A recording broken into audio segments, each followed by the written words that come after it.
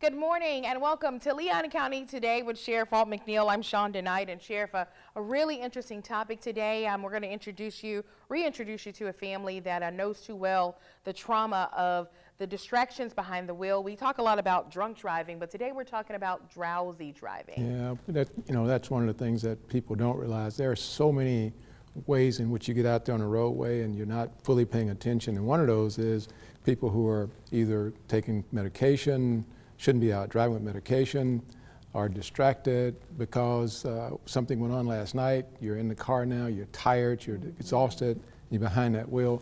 And many instances, there's a tremendously bad outcome that results from that. And that's what we're going to talk about today, is some of those bad outcomes. And that's what we're all trying to do, is prevent those. You know, we talked about the kickoff of our school year. Kids are out there. I talked about last time, there are so many new drivers out there, young drivers out there. And it's a shame that they're learning to drive, right, and then they've got to watch out for adults and others who are driving drowsy. You got to think about people driving under the influence of alcohol. Right. We're talking about people who are speeding, exceeding speed limits, and now we're going to talk about driving while drowsy. We've just got to do a better job out there trying to make sure we keep ourselves safe and keep our kids safe. And we've lost too many kids to drunk driving, and now we're talking about kids being lost to drowsy driving. Yeah, and many people in our community probably remember this, that name Ron Shea Dugans. 15 years ago, 8-year-old little girl on the back of a school bus, and a drowsy driver crashed into their school bus. And her brother is here today to share his story, but it's really important for us, and as you said, especially young drivers who are getting used to the road, to really focus on the road. And there's so many alternatives now where you don't have to get behind the wheel. Yeah. I didn't mention the texting while driving is another one out there. So this is a good topic for us to talk about today, and hopefully we got some listeners out there that will get the message out, just like the Florida Highway Patrol is getting that message out. All right, thanks a lot, Sheriff. And we want to make sure you stick around today. We're going to talk about those dangers of driving while drowsy. Stick around. Good morning, this is Deputy Gaffin with the Leon County Sheriff Office, and this is your Safety Tip Tuesday. Get enough sleep before you drive. This is the best way to ensure you can maintain alertness while driving. Read the warning label on your medications and do not drive after taking medications that cause drowsiness. On long trips, take a break every 100 miles or 2 hours. Allow plenty of time to get to your final destination. If possible, use the buddy system so you can change drivers when needed. Keep in mind, turning up the radio or rolling down the window may help you feel alert for a short period of time, but they are not effective ways to maintain alertness to drive safely in the long run. Avoid driving at times when you would normally be asleep. If you are having difficulty focusing, frequent blinking, or heavy eyelids, pull over in a safe place to rest before continuing to drive. And that is your safety tip. Have a great day. Remember, all in. Start your new career as a corrections officer at one of the state's most innovative agencies, the Leon County Sheriff's Office. When I left the academy, my training never stopped. Work with state-of-the-art technology. You can make a lot of money at a very young age. Starting pay is $50,000 a year with amazing benefits. Firearms, taser, driving training. A better work-life balance with more time off. They're going to sponsor you through the academy and pay you while you're there. Join the family. Apply today at leoncountyso.com. Welcome back. The Florida Department of Highway Safety and Motor Vehicles recently kicked off its annual Driving Drowsy Prevention Campaign. And one FSU detective knows all too well the importance. Detective James West, talk to us about the importance of not driving while drowsy. Well, one thing I can say is it'll save a life, and it takes 1 second or 1 moment of to change a life, like it did our family. My sister passed away from a person who lacked sleep the night before and chose to drive, and we've been one thing that has affected our family in a very tragic way. We are still dealing with it day to day because of one decision, just not to get enough sleep. Yeah, I can't imagine the trauma your family went through. Yes, sir. Condolences to you guys, man. Thank you. But talk to us about what exactly happened on that dreadful day. Well, Ron Shea attended Appalachia Elementary School here in Tallahassee, Florida. After school, she goes to the Boys and Girls Club. So the bus was transporting her from Appalachia to the Boys and Girls Club. when it stopped at the red light at Orange Avenue and Capitol Circle. A cement truck driver ran into the back of the back of her bus, and it ended her life there. It crashed, and she ended up getting the worst part of it, and ended up passing away from that crash. Again, sorry for your loss, man. How did you learn about the crash and what happened? Well, at that time, I was working in the Tallahassee Memorial Hospital. I was employed there as a patient account specialist. So my duty there is to, check for names, verify information, and at the time she came in as a trauma patient, she was my patient at the time, and I didn't know that it was her. Man. So she came in, and she's probably one of the worst trauma patients I've ever saw. And at the time, I was able to see the different injuries and things like that. I'm a Christian man, so I, prayed for the child, not knowing that it was my sister, and I was praying for my own family.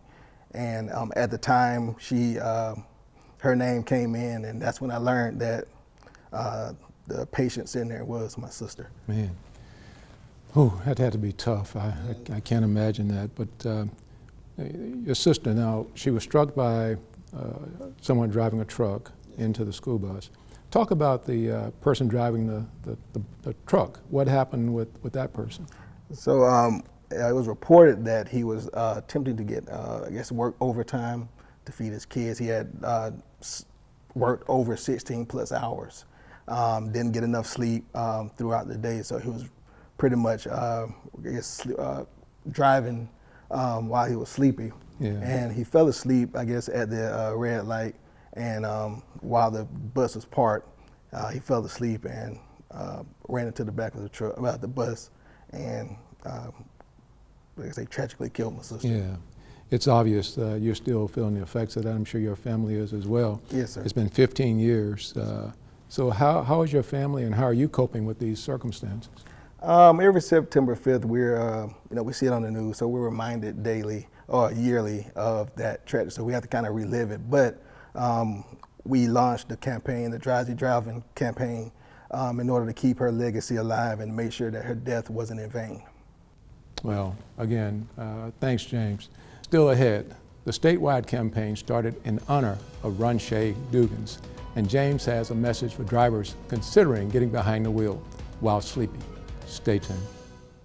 We're back with FSU Police Detective James West, who is sharing his personal story about the dangers of driving drowsy. James, in 2008, your 8-year-old sister died as a result of drowsy driving. Tell us about that situation and that tragedy. Well, like I say, the cement truck driver didn't get enough sleep the night before, and he worked over 16 plus hours.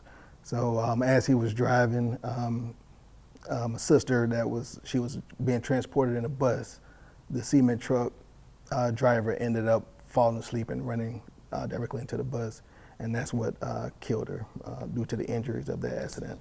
And as a result of that, you guys engaged in a statewide campaign. Yes, sir. To get into this issue of driving while drowsy. What are some of the signs and things you guys talk about as relates to driving while drowsy? Well, if you feel like your eyes are getting heavy, if you happen to feel like you're dozing off, if you don't even remember the last few minutes of your driving, those are signs as well. Even just, feeling woozy, sometimes when we drive, sometimes it's hard for us to even focus on what's going on. And once you start to feel like that, I think that's when you should know that you're probably driving drowsy. Now, since you've been engaged in this, what does the statistic tell you about who are the persons who are most likely going to be involved in drowsy driving? Well, it's usually, like I say, youth who are, not able to determine how long a drive is, that's new to driving. People who drive long distance, truck drivers and things like that, even sometimes law enforcement, sometimes we are on cases that last a little longer. So, sometimes shift workers as well who work overnight, sometimes it's hard to adjust in the daytime when you're driving back home. So those are usually who are at risk. Also, those who have sleep disorders, and things like that. Okay. So we've identified who those persons are. So what should they do to avoid being in that situation of drowsy driving?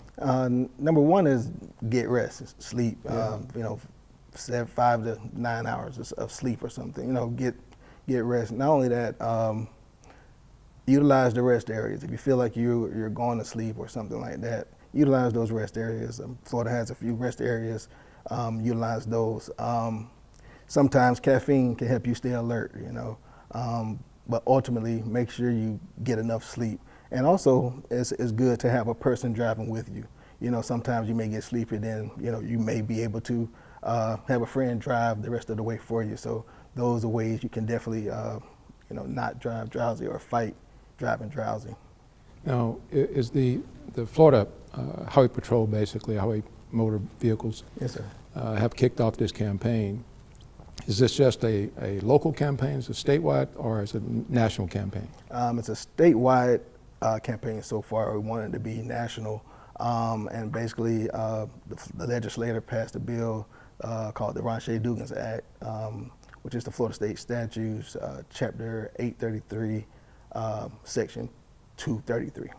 I'm sorry, 863, Chapter 863, Section 233, which kind of it was enacted to help educate law enforcement and the community about the dangers of driving drowsy. And then it's designated for the first week of September. Okay. What kind of message should we send, and what would you like to give to the citizens out there who are perhaps watching this show about drowsy driving and what things they can do if they'd like to be engaged with the campaign? Okay. One thing I can say is it only takes 1 second to change a life. There's no amount of money, there's no amount of time, overtime, or anything that's worth your life or somebody else's life. So take the initiative to get rest. Rest is just as important as anything else. It helps you focus. It helps you be able to, when it comes to driving, pay attention to the road, because like I said, it takes 1 second, and that 1 second, we have to relive that painful experience every year. So get rest, and if you snooze, you lose. Is there any kind of way that financially citizens out there would like to make donations to this campaign that's been kicked off? Is there a way that they can contact you or Florida State University or Florida Highway Patrol? So we have what's called the Ranchay-Dugans Foundation, and what we have now, we're getting our website and things together to be able to establish ways to receive money as well. But you can also contact myself or my mother, who is over at our phone numbers and email as well, jwestfamu@gmail.com. Well, Detective, let me just say to you, one, my hat's off to you and your family for persevering through such a traumatic situation. Thank you, sir. And not only that, but taking the next step to educate our entire community about what's taking place out there with persons who are driving while under the influence of not having enough sleep. Right, yes, sir. And we want to just commend you and thank you for what you're doing. And I want you to also know that the Leon County Sheriff's Office says we're always all in. So if anything we can do to help you in this endeavor, please don't hesitate to get back in touch with me or Shonda Knight. Okay, yes, sir. So thanks again. Up next, in our Deputy on Duty, after decades in law enforcement, why this LCSO chief still loves the job. Stay tuned. At the Florida Sheriff's Association, we are able to serve our sheriffs and Floridians thanks to our member support. The FSA Member Perks program was created to give back to our members for all that they do. Members enjoy savings on restaurants, vacations, golf courses, car rentals, healthcare, movie tickets, theme parks, online shopping, and more. With over 300,000 offers, you'll always find ways to save. To learn more or to join the Florida Sheriff's Association, visit fsamemberperks.org. In this week's Deputy on Duty, we explain how law enforcement plays a crucial role in ensuring safety and security, and one man's journey stands out. Meet Chief Chris Summers, a name synonymous with commitment and excellence in the field of law enforcement. It's a really unique profession. The ability to have influence positively and even potentially change somebody's life, save somebody's life, is ever present. And it's gratifying to be in a position to be part of that. His career began with the Leon County Sheriff's Office before he was actually hired as an employee. I was asked to participate in his transition team, and during the course of the transition for Sheriff McNeil, I inquired about any opportunities that he may have in his administration, and subsequently I joined in January of 2017.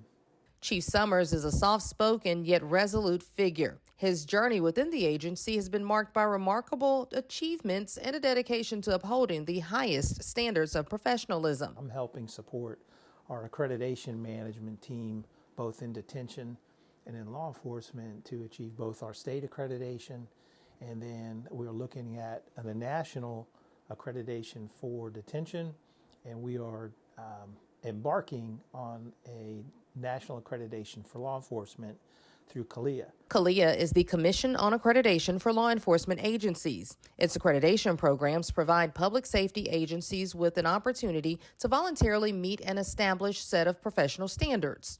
It's a really exciting process because within state accreditation, you're measuring against your state peers in law enforcement and detention or corrections. Within CALEA, you're measuring yourself on a national level. And if you recall, many times the sheriff will talk about being world class. Well, how do you really show and account for being at a world class level? It's through a national and international measuring stick. Chief Summers is also responsible for finding training opportunities that place a special emphasis on leadership. He explains that strong leadership and advances in technology are the cornerstone of effective law enforcement. In every aspect, if you go back to uniform patrol, the ability to have information at your desktop, at your laptop, has completely revolutionized your ability to work in the field, where we would have to rely on dated or time-sensitive analysis and crime data or just information. Everything worked off of printed forms and paper. With the advent of technology, I mean, you have GPS computer mapping. You have the ability to use digital photography and digital platforms to share information in real time. And that puts a tremendous amount of information in the hands of those deputies, those police officers in the street, unlike ever before. Within what we do now within an administrative nature, the ability to look at what other agencies are doing, pick a topic. You can research and find that information now quicker than ever before. Chief Summers' impact extends far beyond Leon County. In a testament to his expertise and experience, he was invited to join a select training group organized by the Federal Law Enforcement Training Center. Their mission? To deliver a comprehensive 2-week training course to the Botswana National Police. It's a multi-person and multi-talent effort.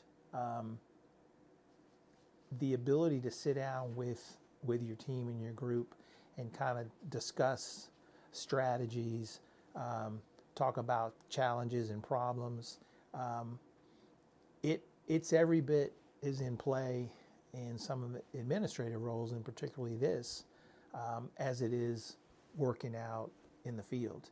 This training, which took place back in 2010, was nothing short of historic. Chief Summers and his colleagues provided Botswana's National Police with specialized training in SWAT operations and hostage negotiations. That this is a profession that your ability to continue to educate, move, and diversify your skills and abilities is vitally important. Their goal was clear: to prepare the Botswana National Police for their vital role in ensuring security during the World Cup Soccer Championship held in Johannesburg, South Africa. But the ability to bring a team of people with different perspectives, different personalities, and skill sets together. And obviously the sense of urgency can be drastically different. Chief Summers' journey from the Leon County Sheriff's Office to international training is a testament to the dedication and expertise that our law enforcement professionals bring to their role. His commitment to raising the bar for law enforcement standards both locally and globally serves as an inspiration to all. Chief Summers reminds us that when it comes to ensuring safety and security, the sky is not the limit, it's just the beginning. Seeing the change and the evolution in public safety and law enforcement in a brief time period of 30 plus years helps rejuvenate you, seeing and working with people in the community that have a renewed sense of what we do and what our mission is, and then working with multi-generation folks within this organization is, for me, it's renewing.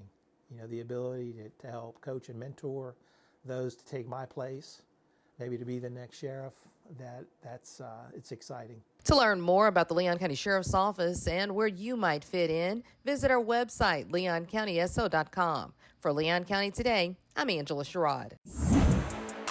Start your new career as a corrections officer at one of the state's most innovative agencies, the Leon County Sheriff's Office. When I left the academy, my training never stopped. Work with state-of-the-art technology. You can make a lot of money at a very young age. Starting pay is $50,000 a year with amazing benefits. Firearms, taser, driving training. A better work-life balance with more time off. They're going to sponsor you through the academy and pay you while you're there. Join the family. Apply today at leoncountyso.com. Download the Leon County Sheriff's Office mobile app right now. Our mobile app makes it easier than ever to report a crime and get important safety alerts. You can also see who's been booked at the Leon County Detention Facility and follow reported crimes in your neighborhood, all in one convenient location in the palm of your hands. Download LCSO Connect right now. It's free in the Apple App Store and Google Play by searching LCSO Connect.